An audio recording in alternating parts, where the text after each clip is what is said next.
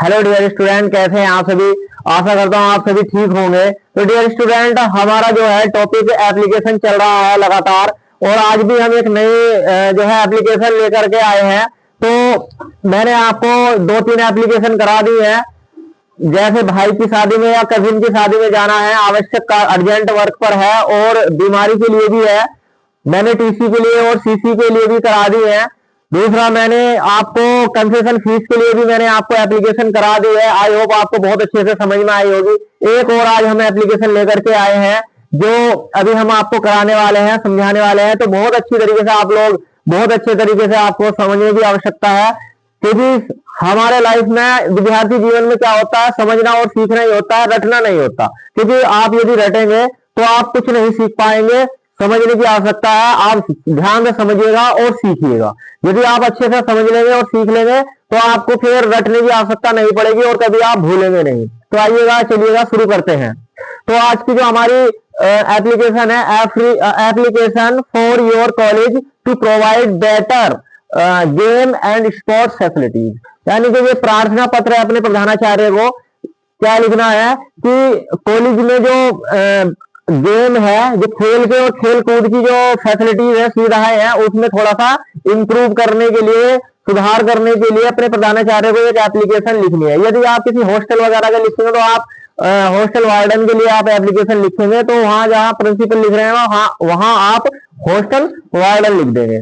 ठीक है, तो अभी हम चलिएगा शुरू करते हैं। मैंने यहाँ एरिया कम था थोड़ा, तो मैंने यहाँ पर लिखा नहीं, लेकिन मैं आपको दे रहा हूँ। सबसे शुरू में हम यहाँ की तरफ जो है टू लिखेंगे, जिसका मतलब होता है सेवा में। फिर इसके नीचे आप द प्रिंसिपल लिखेंगे, तो द प्रिंसिपल लिखेंगे आप यहाँ पर। तो उसके बाद यानी कि सेवा में श्रीमान प्रधानाचार्य, यहाँ आप अपने प्रधान प्रिंसिपल से नीचे आप अपना कॉलेज का नाम लिखेंगे, जो आपके कॉलेज का नाम है। ठीक है, जो से भी आप कॉलेज में पढ़ते हैं उस कॉलेज का आप नाम लिखेंगे। ठीक, चलिएगा। फिर इसके बाद आप यहाँ सर लिखेंगे। अगर आपके प्रिंसिपल सर हैं तो सर लिखेंगे, और मैडम है तो आप मैडम लिखेंगे।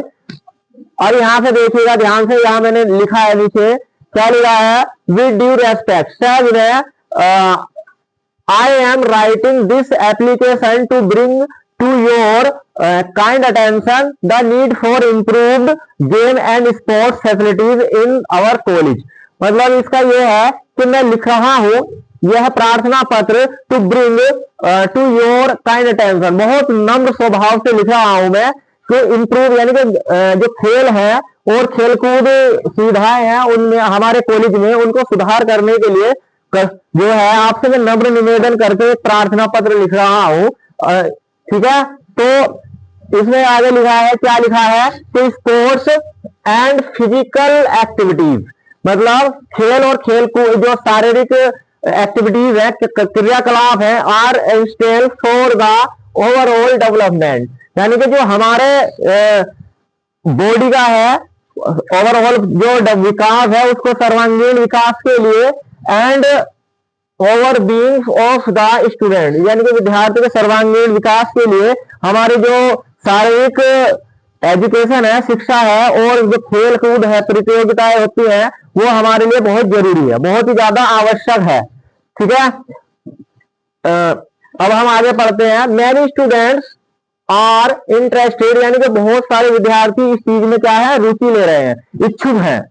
ठीक है, क्या, इन पार्टिसिपेटिंग, यानी कि भाग लेने के लिए, इन द स्पोर्ट्स, खेलों में, both are recreation and represent the college in competition, यानी कि जो प्रतियोगिताएं हो रहे हैं, बहुत से विद्यार्थी, बहुत से स्टूडेंट्स इसमें भाग लेने के लिए इच्छुक हैं, और इसको नई तरीके से नई नई चीजें करने के लिए रिप्रेजेंट और रिप्रेजेंट यानी प्रस्तुत करने के लिए द्वारा से, यानी कि बहुत सारे विद्यार्थी इच्छुक हैं। अब आगे क्या है, बट परंतु the playground is poorly maintained, यानी कि बहुत ज्यादा क्षतिग्रस्त है, बेकार है, and equipment of the games, और खेल में जो सुधार लाने की जरूरत है, आइदर आउटडेटेड, या तो जो खेल का मैदान है वो क्या है, क्षतिग्रस्त है, डैमेज है, या फिर आउटडेटेड है।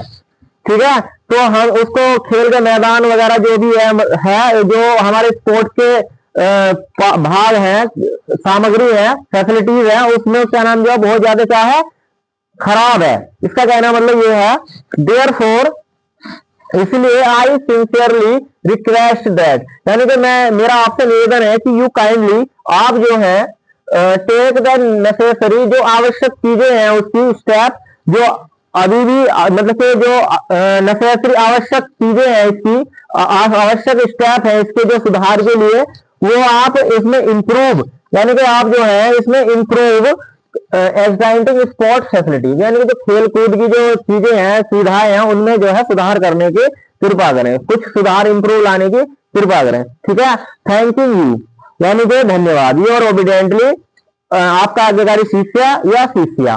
तो आई होप आपको बहुत अच्छी तरीके से समझ में आया होगा, किसी भी तरह की कोई दिक्कत नहीं होगी।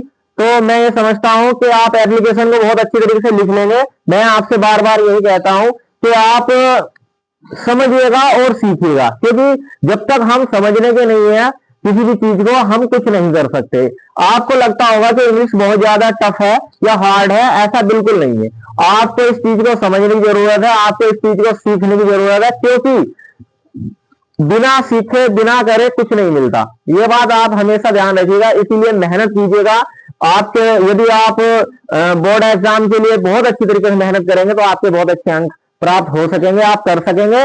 और ये आपके बोर्ड एग्जाम में मेरा बार बार यही कहना है कि बोर्ड एग्जाम में आपके ये 4 अंक की आती है, बहुत इजी है, कोई भी भारी नहीं है। ठीक है, तो आई होप आपको बहुत अच्छी तरीके से समझ में आ गया होगा। इसके साथ